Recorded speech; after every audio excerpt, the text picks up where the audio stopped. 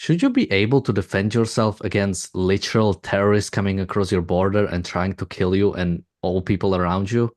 Well, apparently some people in Israel are not sure, but we here are. So, welcome to another episode of the Daily Objective. Today we're going to be uh, covering an interesting thing that came to light this Thursday. Not as in came to light as if it was somewhat discovered, but basically we're going to cover a situation that has happened on October 7th, but has only been released to the public on Thursday because there was a gag order.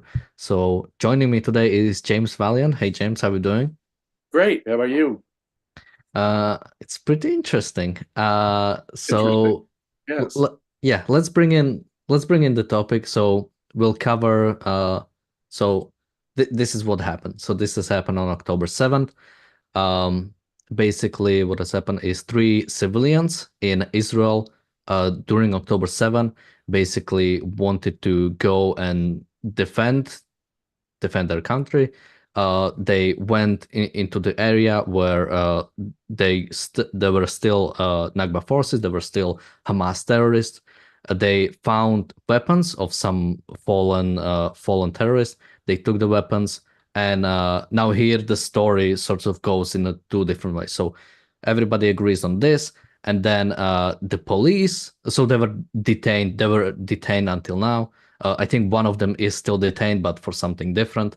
But basically, they were detained, and the police claims that these three people they have caught some terrorists, they have interrogated them, and they have killed him after the interrogation. And they have claimed the police claims that was murder. So the sort of title was suspected murder of Nakba terrorist, which I would never expect the murder and terrorist being in the same sentence unless it was the other way around. Uh, and so that's what the police claims, and then the three suspected people or the three civilians are claiming that yeah they did take weapons, they tried to defend, but basically what they claim is they just this interrogation and this killing has never happened. They helped protect they helped the IDF forces, the security forces. They helped them. One thing they did is they helped cover the bodies, so the bodies or the people wouldn't get taken hostage, and the bodies wouldn't be taken. Uh, so that's what they claim.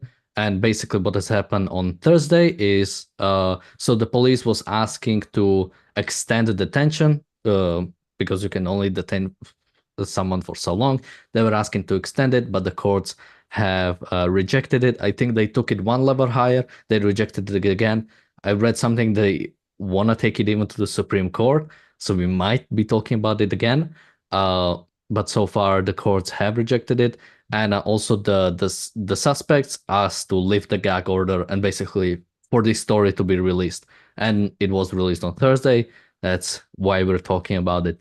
So that's pretty much what has happened. Again, we have these two stories.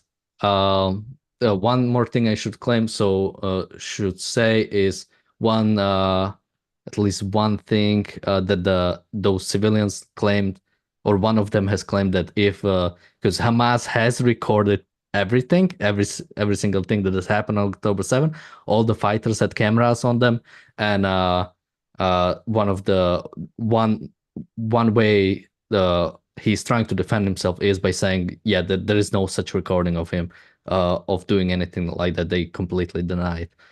So, James, what do you think? We'll cover it more broadly. I think there are several things that are coming out of that are really interesting.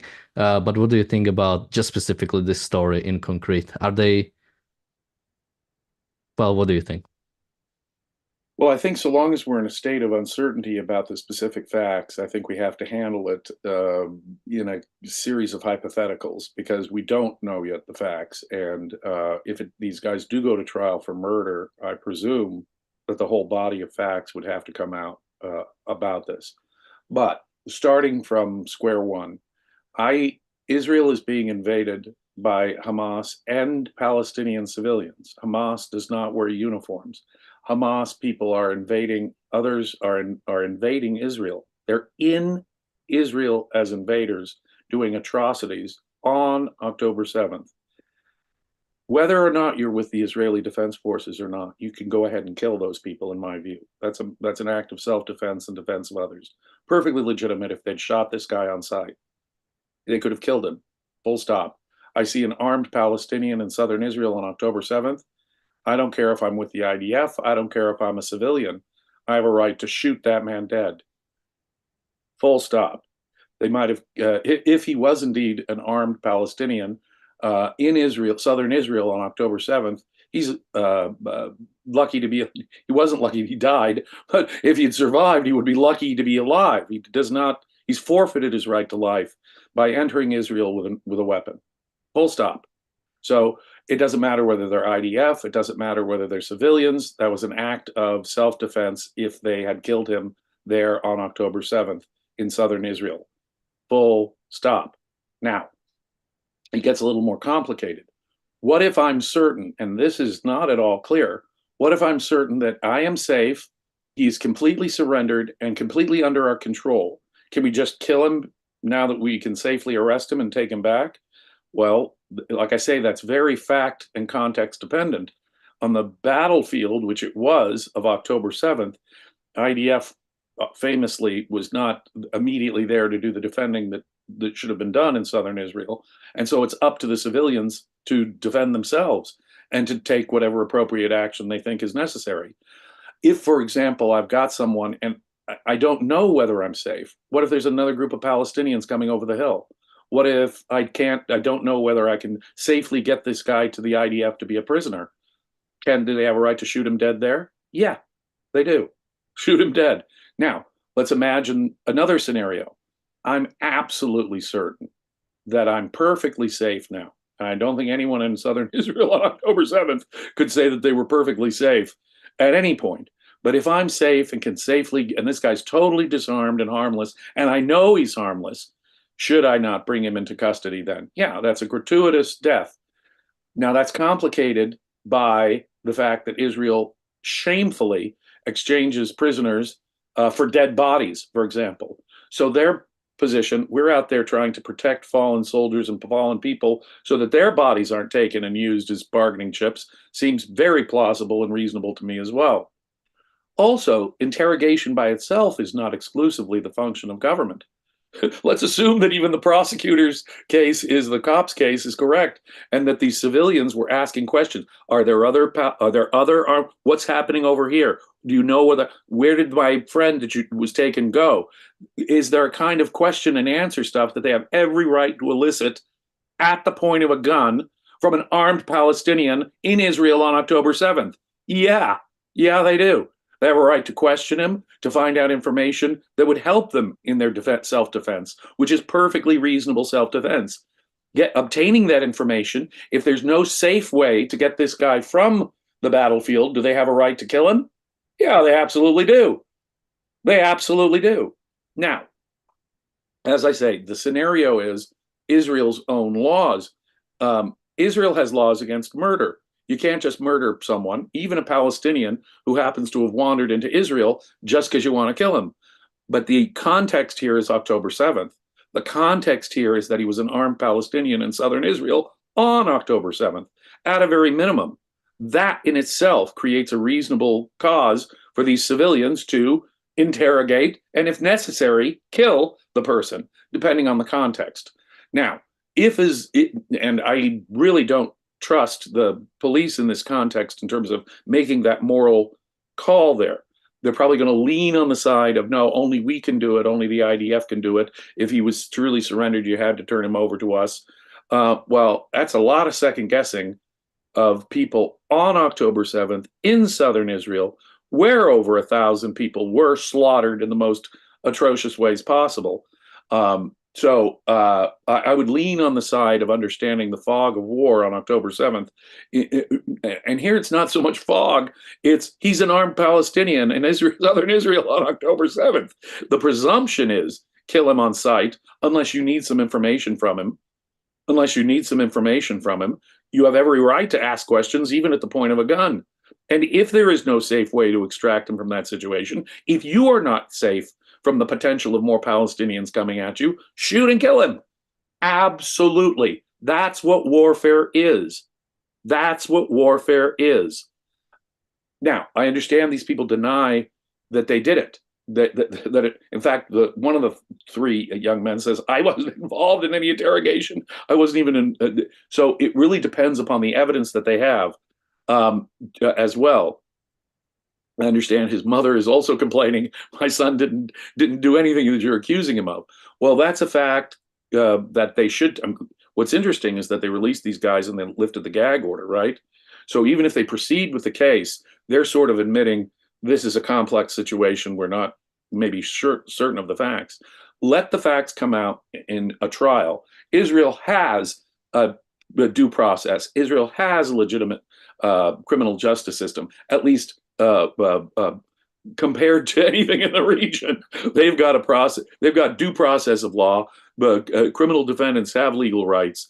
And even Palestinians wandering about in Israel have a right not to be murdered if they are innocent, if they are not a threat, if this were not October 7th and he's in southern Israel with a weapon, which by itself creates enough factual context to justify his killing, being killed by civilians at scene, even interrogated by civilians at scene, seems perfectly morally legitimate to me.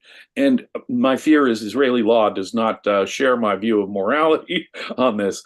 On the other hand, as I say, even my morality would recognize that if someone is truly safely in your custody, it is no threat to you to take him in. He is perfectly disarmed and neutralized. You're in a perfectly safe situation. Then it would seem to me that simply killing him would be an act of murder.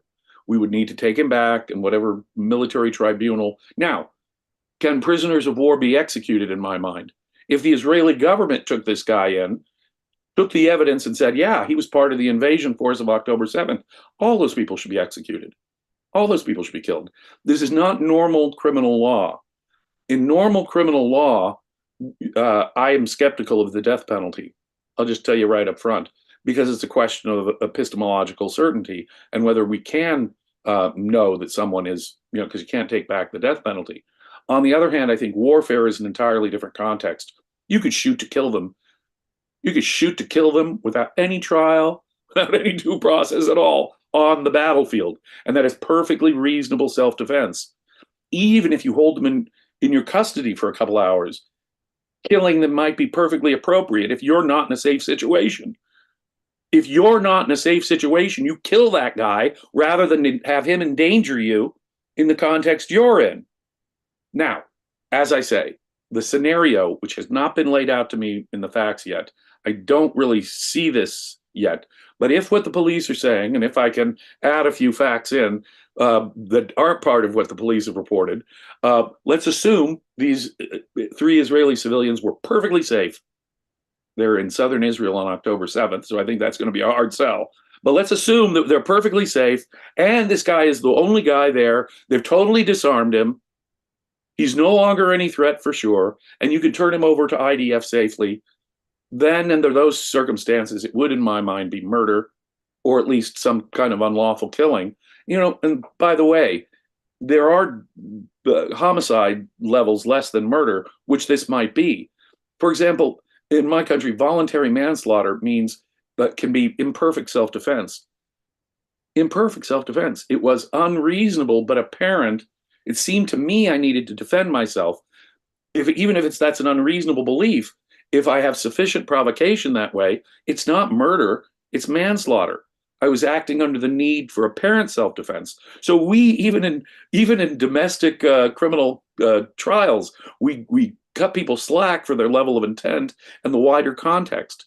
The apparent need for self-defense, even if it's unreasonable, can mitigate a murder to a manslaughter. Mitigate a murder to a manslaughter. Take provocation.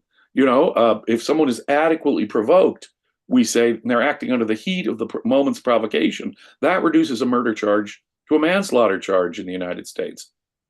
So it seems to me we should take that into account because it was October 7th as well. My God, the atrocities that occurred on October 7th are provocative. And it seems to me that if someone makes what we would call in the cold light of day, weeks later, that may not have been reasonable act of self-defense, we should at least take into account the provocation and the emotional context that was October 7th, like we do in any murder case, in any homicide case. Surely these three guys, even if they were responsible for this guy's death, which I'm not at all sure on, I'm going with the hypothesis that they were, might have been acting under the heat of intense provocation, and that would diminish this from being murder at all, even if they were perfectly safe in southern Israel on October 7th, which is hard for me to believe, even if this guy was. Yeah, let me just jump in, because I think there's one big problem I think you're missing. Okay. When it comes to, murder, that's a legal concept that happens under the rule of law. The Palestinians are not under Israeli legal system in any way, shape, or form. So you mentioned the idea about why, and I wouldn't either support capital punishment. And again, you mentioned it's an epistemological problem. You can never be certain enough, or there can always be some evidence that comes in, and capital punishment is one thing you can never reverse. That's something you will never be able to take back. But I think why it's different when it comes to, and why I don't think the whole idea of that this is considered a suspected murder, why I think it's problematic, is that the only reason how a Palestinian could get into such a situation is by doing something that would warrant capital punishment. By the single fact that they are there, they've already literally crossed the line so far that I think, even, let's say, the worst case scenario that they did interrogate and killed him, it's still not murder. I don't think you can ever call it murder. Well, let's change the context just a little bit. Well, first of all, a nation protects from being murdered even aliens who are in the country, right? So if a Frenchman were in the United States and was killed by an American, that American should be tried and convicted for murder, even if that Frenchman was not under U.S. jurisdiction. So let's take this scenario. Let's say it's October 1st, and there's a lone Palestinian who's unarmed walking around. I don't think we should even go there, because that's not the scenario. But I mean, I want to make it plain that when the first statement you made, these guys are not under Israeli jurisdiction. That doesn't necessarily make it okay to murder someone who's not under Israeli jurisdiction. The context here, October 7th, we're talking about a Palestinian, an armed Palestinian in southern Israel on October 7th. That man is a reasonable target for death. Full stop. Yes. All right. I think that's pretty clear. That would be my position. So that if on October 7th, I'm just an ordinary Israeli, I have some idea of of the murders and rapes that are going on in southern Israel that day, and I see an armed Palestinian, do I have a right to shoot and kill him? Absolutely. Absolutely. Perfectly reasonable. Do I have to wait for the IDF to come help us? No, I do not. I can shoot that MF right off the bat. Okay, he is a Palestinian in southern Israel on October 7th. Let's assume that it was just a sheer accident that this guy was, a Star Trek transporter beam transported this poor innocent Palestinian into southern Israel on October 7th with a gun. I'm sorry. Too bad. He is an apparent objective threat. I don't even care if subjectively, for some reason, he was innocent. He is a valid target of being killed that day.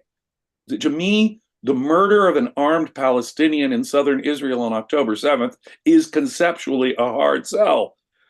Any armed Palestinian in southern Israel on October 7th is reasonably a target of death. Full stop. I agree with you. I absolutely agree with you.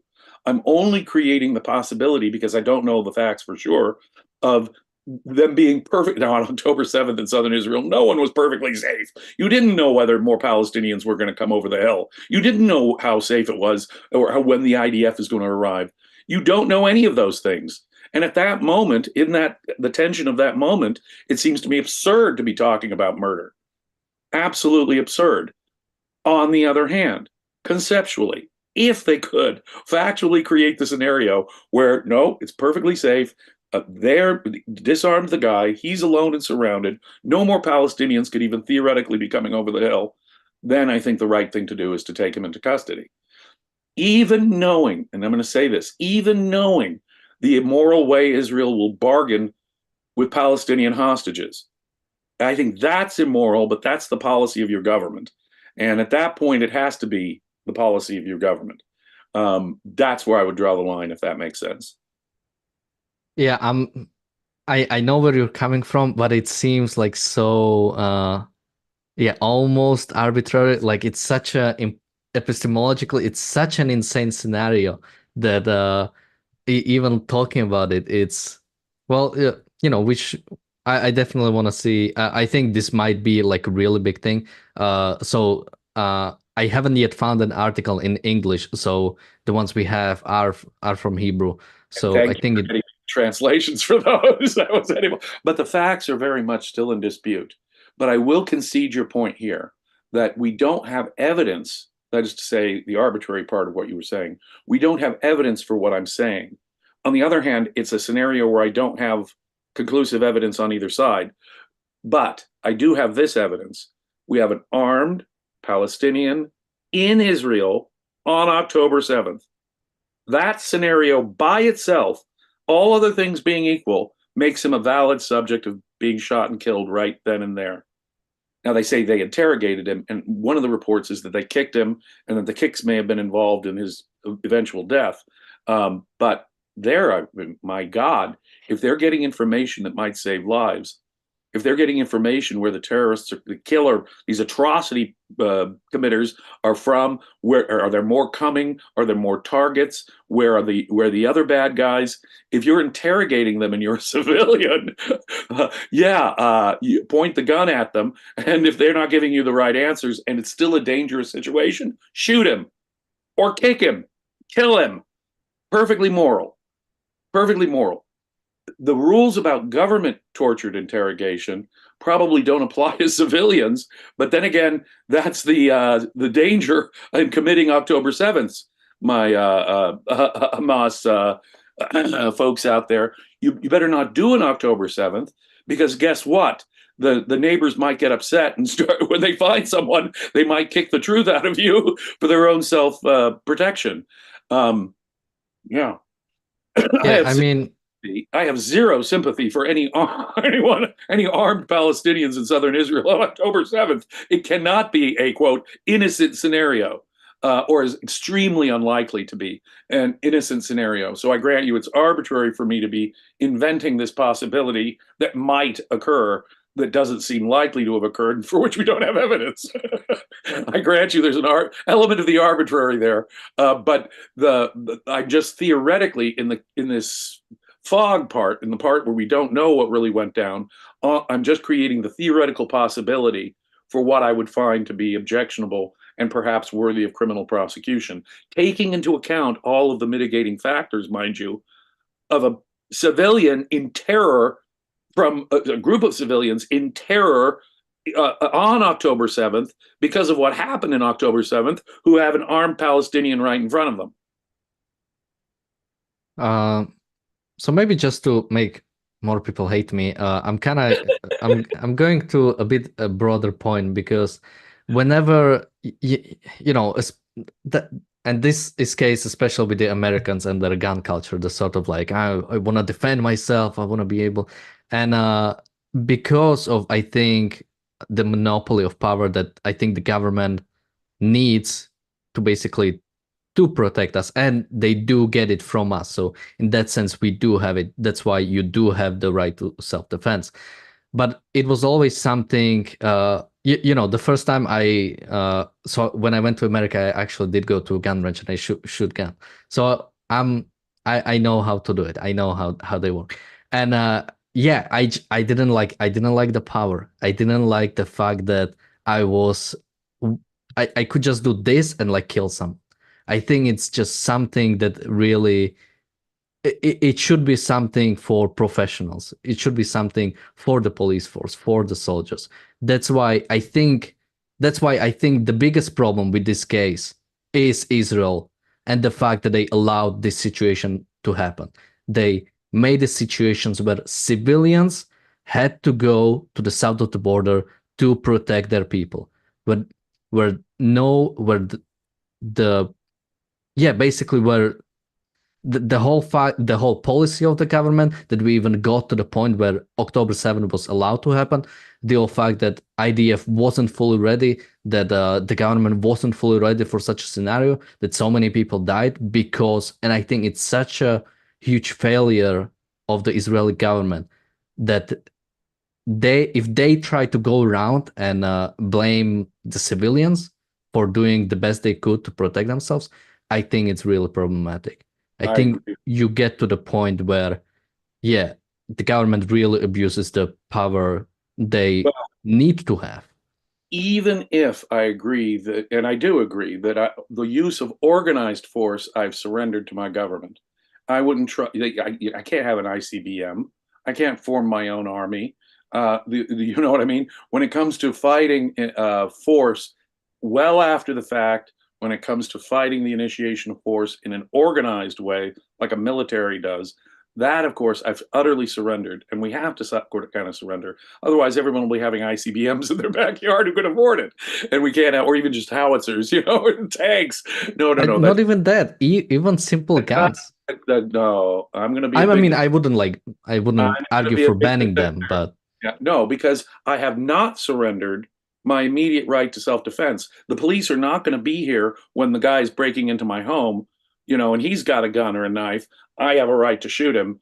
A stranger just being in my home uninvited at night is a threat, physical threat to my safety and my family's safety. I have a right to respond with force.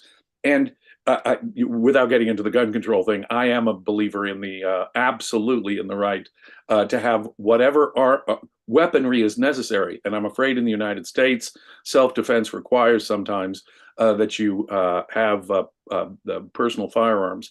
That's a big difference between artillery or a tank or an ICBM, which surely is the government's responsibility and shouldn't be allowed by private people. But I'm a big believer in Second Amendment gun rights and my country's gun culture. More guns means more safety if they're in the hands of the right people. Anyway, that was sort of a tangent. I have not surrendered my immediate right to defend myself, or the others around me. Because we can't wait for the cop. We can call the cops. The cops aren't going to be here. I have an absolute right to defend myself. I have a right to defend my wife from any immediate threat. Yeah, even with a gun. And in America, sometimes we need guns. yeah, I mean, I have more thoughts about this topic, but that's going completely out of topic. But yeah, I think the main point is that the fact that the biggest problem with this case, if you were to take one thing away from this case, is that Israel should have never allowed it to happen. And yeah, Yes, coming after their own yes. people for protecting them. That is what is offensive here.